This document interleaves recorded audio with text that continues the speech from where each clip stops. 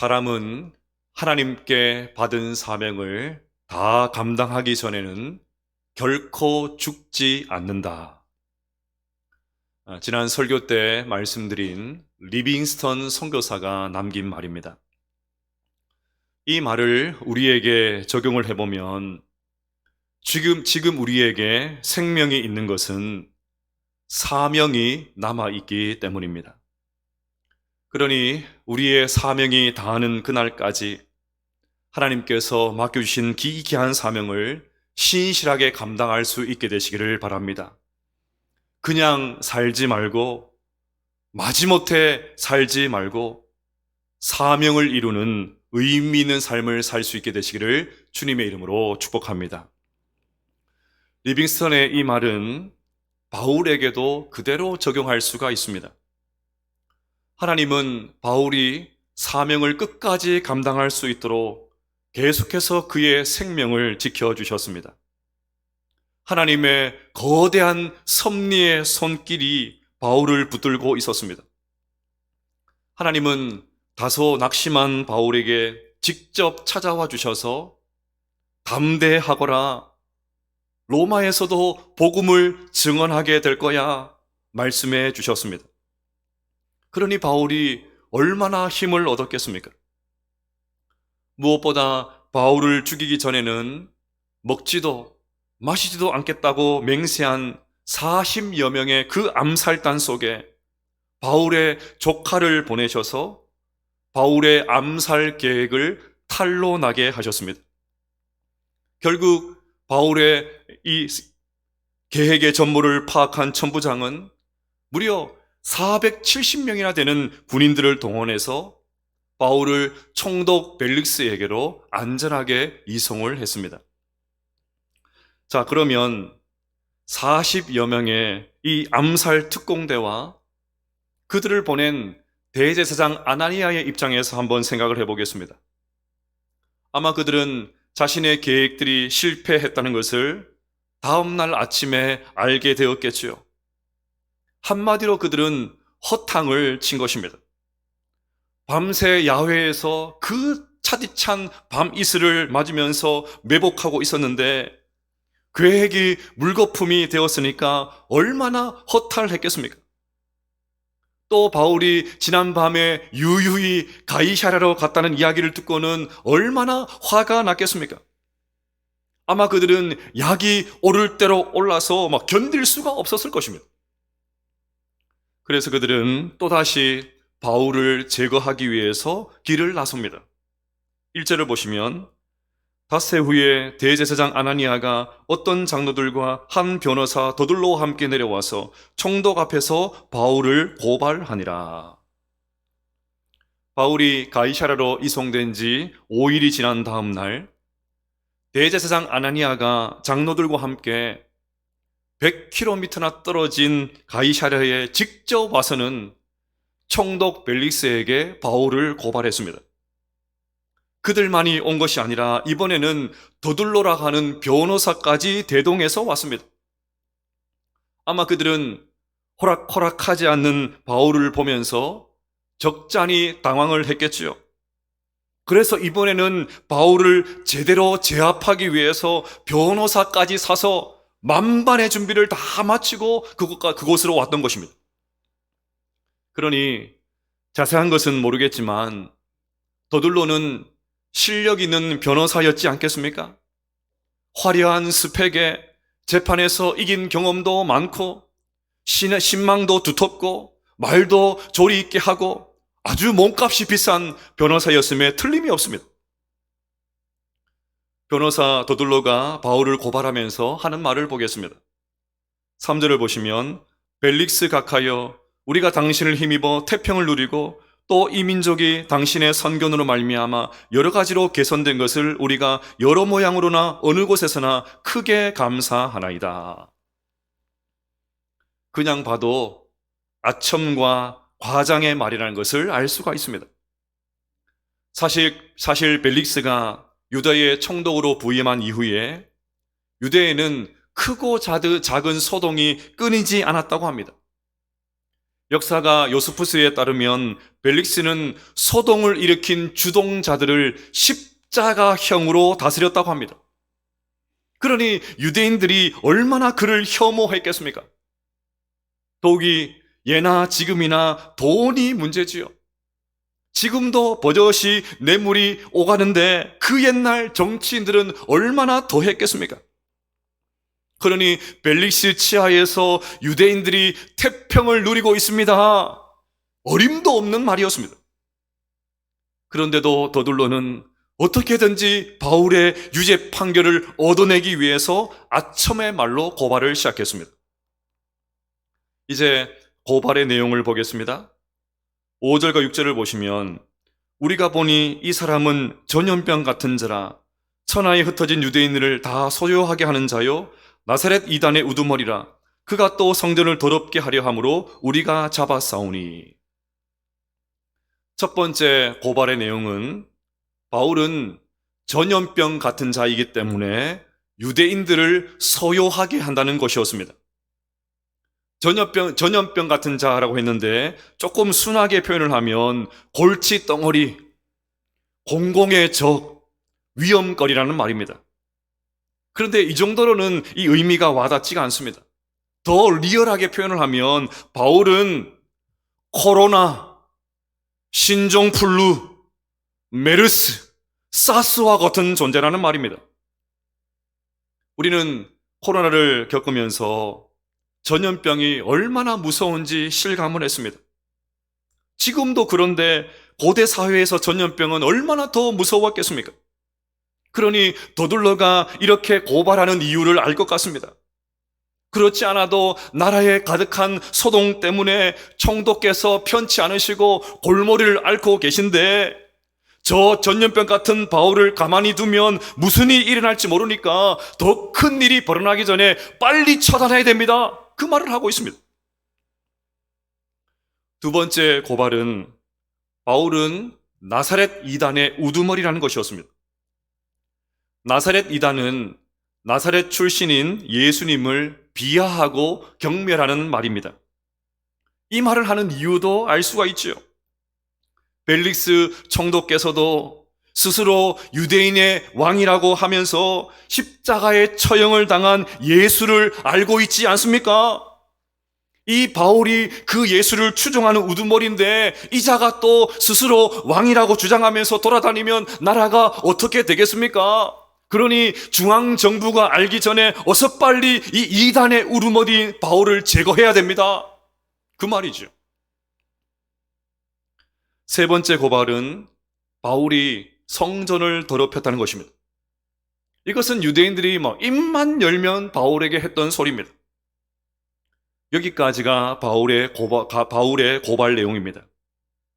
자, 이제 바울의 변론을 보겠습니다. 바울은 전염병 같은 자로서 유대인들을 다 소요하게 한다는 첫 번째 고발에 대해서 11절에서 이렇게 변호합니다. 함께 읽겠습니다. 시작. 당신이 아실 수 있는 바와 같이 내가 예루살렘에 예배하러 올라간 지 12틀밖에 안 되었고, 자신이 3차 전도의 여행을 마치고 예루살렘에 온 것이 겨우 12일밖에 되지 않았는데 그 짧은 시간에 무슨 폭동과 소요가 일으킬 수 있겠냐는 것입니다. 그러니 자신은 소요를 일으킨 적이 없다, 그 말을 하고 있습니다. 이어서 바울은 나사렛 이단의 우두머리라는 두 번째 고발에 대해서 14절에서 16절에서 이렇게 변호합니다. 또 읽어보겠습니다. 시작. 그러나 이것을 당신께 고백하리이다. 나는 그들이 이단이라 하는 도를 따라 조상의 하나님을 섬기고 율법과 선지자들의 글에 기록된 것을 다 믿으며 그들이 기다리는 바 하나님께 향한 소망을 나도 가졌으니 곧 의인과 악인의 부활이 있으리라 함이니이다. 이것으로 말미암아 나도 하나님과 사람에 대하여 항상 양심에 꺼리낌이 없기를 힘쓰나이다. 아멘. 유대인들이 지금 나를 이단의 수괴라고 고발하고 있지만 사실 나는 저 유대인들이 섬기는 하나님을 똑같이 섬기고 있는 나도 유대인입니다. 그리고 저 유대인들이 믿고 있는 율법과 선지자의 글, 즉 구약 성경을 나도 똑같이 믿고 있는 유대인입니다. 그러니 이단이라고 말하는 저들의 주장은 틀렸습니다. 그 말을 하고 있습니다. 그리고 마지막으로 성전을 더럽혔다는 세 번째 고발에 대해서 17절과 18절에서 이렇게 변호합니다. 여러 해 만에 내가 내 민족을 구제할 것과 재물을 가지고 와서 드리는 중에 내가 결례를 행하였고 모임도 없고 소동도 없이 성전에 있는 것을 그들이 보았나이다. 그러나 아시아로부터 온 어떤 유대인들이 있었으니. 자신이 예루살렘에 온 중요한 이유는 흉년으로 어려움을 당하고 있는 예루살렘의 사람들에게 이방인들이 모아준 구호 헌금을 전달하기 위해서 왔다는 것입니다. 그리고 유대의 율법을 무시하고 있다는 오해를 풀기 위해서 성전에 들어가서 정결 의식을 행한 것 뿐이었는데, 에베소에서 온 유대인들이 사실관계도 확인하지 않고 내가 이방인들을 성전에 데리고 들어갔다, 억울하게 뒤집어 씌웠다는 것입니다. 그러니 소란을 일으킨 것은 내가 아니라 오히려 나에게 무자비한 폭력을 가한 저 유대인들이 소요를 일으킨 사람입니다. 그렇게 말을 합니다. 자, 이렇게 해서 바울의 변론이 마쳤습니다. 이제 총독 벨릭스가 어떤 판결을 내릴지 궁금합니다. 22절을 보시면 벨릭스가 이 도에 관한 것을 더 자세히 아는 거로 연기하여 이르되 천부장 루시아가 내려오거든 너희 일을 처결하리라 하고. 천부장과 마찬가지로 총독 벨리스도 바울이 죄가 없다는 것을 알고 있었지만 바울을 풀어주지 않고 판결을 연기해 버립니다. 27절에 그렇게 한 진짜 이유가 나옵니다. 벨릭스가 유대인의 마음을 얻고자 하여 바울을 구류하여 두니라. 여기에 정치인들의 본색이 나옵니다. 권세를 가진 사람들은 겉으로는 대단해 보이지만 언제나 불안해합니다. 여론이 어떻게 흘러가는지, 민심이 어디로 향하고 있는지 늘 눈치를 봐야 됩니다. 표가 달려 있으니까 할 말도 제대로 하지를 못합니다. 이건 아닌데 싶어도 계속 그 자리에 앉아 있어야 되니까 아니라고 말을 하지를 못합니다. 자, 이렇게 해서 오늘 본문이 끝나도 될 것 같은데, 오늘 본문에 매우 특이한 장면이 기록되어 있습니다. 제가 오늘 설교에서 강조하고 싶은 것이 이 부분입니다. 판결을 연기한 벨릭스는 자신의 아내인 드루실라와 함께 바울을 불러서 놀랍게도 복음을 들었습니다. 24절을 보시면 수일 후에 벨릭스가 그 아내 유대 여자 드루실라와 함께 와서 바울을 불러 그리스도 예수 믿는 도를 듣거늘. 벨릭스 총독이 성경 말씀이 더 듣고 싶어서 바울을 불렀다는 것도 놀라운데, 바울이 그때 했던 설교의 내용이 더 놀랍습니다. 25절을 보시면 바울이 의와 절제와 장차 오는 심판을 강론하니. 바울은 감히 유대 총독 앞에서 의와 절제와 심판의 메시지를 전했습니다. 당시 종교인들은 아무리 마음에 들지 않아도 권력자들이 듣기 거북한 말을 하지 않았습니다. 오히려 권력자의 입맛에 맞는 메시지를 전했습니다. 말랑말랑한 듣기 좋은 말씀만 전했습니다. 그래야 살 수 있기 때문입니다. 그래야 그 자리를 유지할 수 있기 때문입니다. 하지만 바울은 그러지 않았습니다. 의와 절제와 심판의 메시지는 벨릭스와 그의 아내 드루실라의 마음을 매우 불편하게 하는 주제였습니다. 앞서 말씀드린 대로 벨릭스는 부도덕하고 비양심적이고 탐욕스럽고 잔인하고 교활하기 그지없는 정치인이었습니다. 또 그의 아내 드루실라는 역사의 기록에 의하면 권력을 위해서 전 남편을 버리고 벨릭스에게로 시집을 왔습니다. 그러니 이들의 결혼은 간음과 배신의 뿌리를 두고 있는 거예요. 그런 두 사람을 향해서 바울이 하나님의 거룩한 기준을 설명을 했습니다. 절제, 욕망대로 살아서는 안 된다. 말씀을 전했습니다. 심판, 이렇게 살다가 장차 임하게 될 무서운 하나님의 심판을 절대로 피할 수 없습니다. 그 설교를 했습니다. 결국 바울은 주 예수 그리스도를 믿고 이전에 죄악된 삶을 다 청산하고 새로운 삶을 사십시오. 강력한 메시지를 전했던 것입니다. 바울의 설교를 들은 벨릭스는 적잖이 당황했습니다. 25절을 보십시오. 벨릭스가 두려워하여. 지금까지 살면서 단 한 번도 생각해보지 못했던 심판에 대한 이야기를 들었으니까 두려워할 만도 하지요. 어떻게 하면 더 높은 자리에 올라갈 수 있을까? 어떻게 하면 부귀영화를 누릴 수 있을까? 어떻게 하면 더 즐기며 살 수 있을까? 평생 이런 것들만 생각하고 살던 사람이 자신의 잘못을 지적하는 예리한 소리를 들었으니까 뜨끔했겠지요. 자, 그러면 설교를 듣고 뭔가 깨달음이 왔을 때, 두려운 마음이 들었을 때 어떻게 해야 됩니까? 지금 하나님께서 지금 벨릭스에게 뭔가 역사하시는 느낌이 들지 않습니까? 평생 땅의 것만 추구하고 그것이 전부인 줄 알고 살았던 벨릭스에게 영원한 하나님의 나라가 있다. 그곳으로 인도하는 하나님의 손길이 막 느껴지지 않습니까? 그러면 이때 이런 두려운 마음이 들 때 벨릭스가 어떻게 해야 됩니까? 사도행전의 표현으로 말씀을 드리면 형제들아 우리가 어찌할꼬? 바울아 우리가 어찌할꼬? 어떻게 해야 심판을 면할 수가 있어? 제발 그 방법 좀 우리에게 가르쳐줘. 이렇게 나와야 되는 건 아닙니까? 그런데 벨릭스는 예수님을 만날 수 있는 결정적인 기회가 왔는데 자신이 저지른 이 엄청난 죄를 용서받을 수 있는 기회가 왔는데 이제 자기 자신이 가지고 있는 권력을 가지고 의미 있는 삶을 살 수 있는 절호의 기회가 왔는데 이 결정적인 순간에 뭐라고 합니까? 지금은 가라.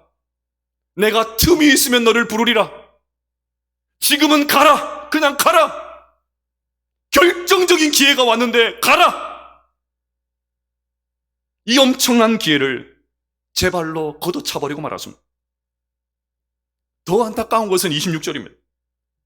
동시에 또 바울에게서 돈을 받을까 바라는 거로 더 자주 불러 같이 이야기하더라. 바울이 변호할 때 흉년을 당한 예루살렘 사람들을 위해서 구제금을 전달하기 위해서 예루살렘에 왔다고 했죠. 아마 벨릭스는 그 이야기를 들으면서 머리가 번뜩 뜨였을 것입니다. 저 바울이 행색은 저렇게 형편이 없어도 돈이 있는 사람이구나. 돈이 있구나. 그래서 뇌물을 받을 요량으로 바울을 불러서 성경 공부를 했던 것입니다. 그런데 아무리 바울을 불러도 뇌물을 바칠 기미가 보이지 않으니까 27절을 보십시오. 이태가 지난 후 벨릭스는 2년 동안 바울을 구금시켜 버렸습니다. 벨릭스는 바울의 설교를 듣고 두려웠지만 애써 말씀으로 돌이키지 않았습니다. 새로운 인생을 살 수 있는 기회를 영영 놓치고 말았습니다. 그 돈 몇 푼 때문에. 여러분, 솔직히 총독쯤이나 되었으면 그 돈 없어도 살 수 있잖아요. 이미 엄청난 부귀영화를 누리고 있지 않습니까? 그 돈 몇 푼이 얼마 된다고? 그 돈 몇 푼 때문에 영원한 천국을 잃어버렸어요. 얼마나 한심한 사람입니까? 저는 벨릭스를 생각하면 너무 서글프고 너무너무 안타깝습니다. 생각을 해보면 벨릭스와 같은 행운아가 또 있을까요? 그는 2000년 기독교 역사에서 최고의 전도자요, 최고의 신학자요, 최고의 목사인 바울을 마치 자신의 개인 교사처럼 곁에 두고 원하는 시간에 입맛대로 불러서 성경을 배울 수가 있었습니다. 2000년 기독교 역사에서 사도 바울과 이렇게 개인적인 시간을 친밀하게 가질 수 있는 사람이 얼마나 되었겠습니까? 심지어 무려 2년 동안 그런 시간을 얼마든지 가질 수 있었어요. 그런데 그는 인생 최고의 기회를 그 돈 몇 푼 때문에 이미 어마어마한 돈을 가지고 있었음에도 불구하고 그 돈 몇 푼 때문에 영원한 생명을 차버리는 한심하기 짝이 없는 인간. 그 인간이 벨릭스였습니다. 그런데 여러분, 이 한심한 벨릭스가 사실은 우리의 모습이기도 하다는 것을 아십니까? 여러분에게 묻겠습니다.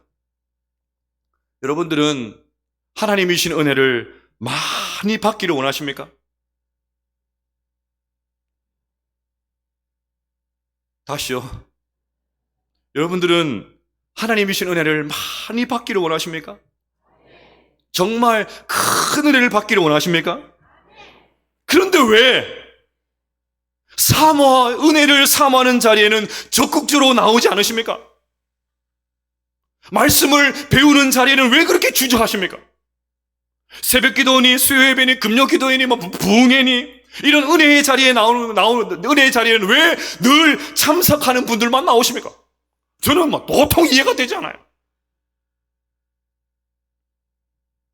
우리가 말은 하나님의 은혜를 받기를 원하지만, 하지만 솔직히 다 그런 것은 아닌 것 같습니다. 실제로 은혜 받기를 두려워하는 분들이 계십니다. 무슨 성령 체험이라고도 하게 되면 어떻게 하나 걱정하는 분들이 있습니다. 괜히 은혜 받았다가 안 하던 11조를 하게 되면 어떡하나? 헌금한답시고 하나님 앞에 다 갖다 바치면 어떻게 되나? 늘 교회 나와서 얼쩡거리다가 목사님들 눈에 띄어가지고 봉사 좀 하십시오. 걸려들면 어떡하나? 그래서 뭔가 은혜 받으려는 분위기가 조성되면 막 뺨을 때립니다. 정신 차려라. 정신 줄 놓으면 안 돼. 가스라이팅. 정신 차려. 그러다가 그냥 적당히 예배만 드리는 거예요. 딱 선을 지켜서 딱 여기까지 더 이상 침범하면 안 돼. 딱 여기까지 내가 만들어온 딱 그 기준, 더 이상 넘어가진 않아요. 하나님께 더 큰 은혜를 주시는데 여기까지 딱 선을 쳐가지고 더 이상 넘어가지 못하는 자녀들이 교회를 다니는 것이 좋은데 적당히 하라고 가르치는 부모들이 적지 않습니다. 너무 깊이 빠지지 말라고 합니다. 그러다가 덜컥 목사가 선교사가 되면 어떡하나 염려하는 분들이 있습니다. 요즘 목사가 되겠다, 선교사가 되겠다고 나서는 사람이 희귀한 시대가 되었습니다. 우리 교회도 출신 목회자들이 더러 계시죠? 그런데 그 대가 오래전에 끊기지 않았습니까? 교회마다 담임 목사를 청빙할 때 모든 것을 잘하는, 모든 것을 갖춘 슈퍼스타 담임 목사를 청빙하기 원하는데 정작 교회가 슈퍼스타 목사를 길러내는 교회는 거의 없어요. 너무 이기적이지 않습니까? 어떤 목사를 청빙할 때는 막 모든 걸 잘하는 목사를 원하는데 정작 내 자녀를 바치려고 하면 NO! 다시 생각해보라고. 그런 시대가 되어져 버렸습니다. 그러니 목회자의 자질을 가지고 있는 우리 자녀들, 그런 사람들이 있다면 교회가 물심양면으로 후원해주고 기도해주고 격려해서 좋은 목회자를 만들기 얼마나 귀한 일입니까? 아멘이십니까? 얼마나 귀한 일이에요. 이런 측면에서 우리 교회에서 다시 목회자가 배출되는 은혜가 있게 되시기를 바랍니다. 마태복음 19장에 부자 청년 이야기가 나옵니다. 이 청년이 영생에 대한 관심이 있어서 예수님을 직접 찾아왔어요. 예수님께서 이 청년을 영생으로 인도하시기 위해서 이렇게 도전하셨습니다. 예수께서 이르시되 내가 온전하고자 할진대 가서 내 소유를 팔아 가난한 자들에게 주라. 그리하면 하늘에서 보화가 내게 있으리라. 그리고 와서 나를 따르라 하시니. 여러분에게 묻겠습니다.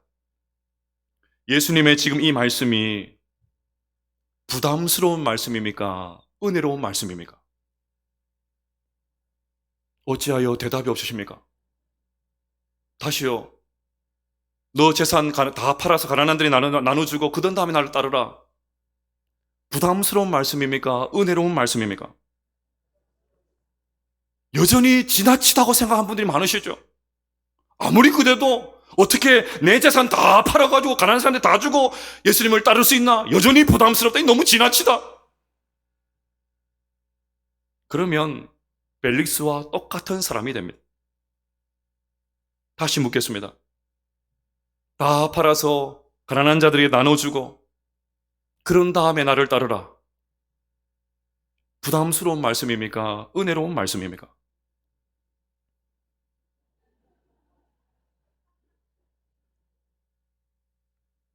우리의 생각에는 지금 내 수중에 있는 재물이 전부예요. 이걸 놓으면 막 죽는 줄 알아요. 그런데 주님이 보실 때 그것은 아무것도 아니었습니다. 영원한 생명에 비하면 그것은 종이 조각에 불과했습니다. 지금 주님께서 이 청년에게 땅의 보화가 아니라 하늘 보화를 주겠다고 하시는데 이 말씀은 은혜로운 말씀이지요. 땅의 것이 전부인 걸로 살고 있는, 전부인 줄 알고 사는 이 청년에게 영원한 하나님 나라가 있다. 진짜가 있다. 그것을 알려주는 말씀이라고 한다면 은혜로운 말씀이죠. 이걸 은혜로운 말씀으로 받아야 되죠. 부담스러운 말씀이 아니고 여기에 생명이 있구나. 여기에 완전 투신해야 되죠. 그러면 하나님 다 알아서 해결해 주시는 거 아닙니까? 그런데 우리는 여기를 넘어가지는 못하는 거예요. 이 선을 넘어가지는 못하는 거예요. 그건 어디까지나 말씀이고 내 현실은 아니라는 거예요. 이 선을 넘어가지는 못하는 거예요.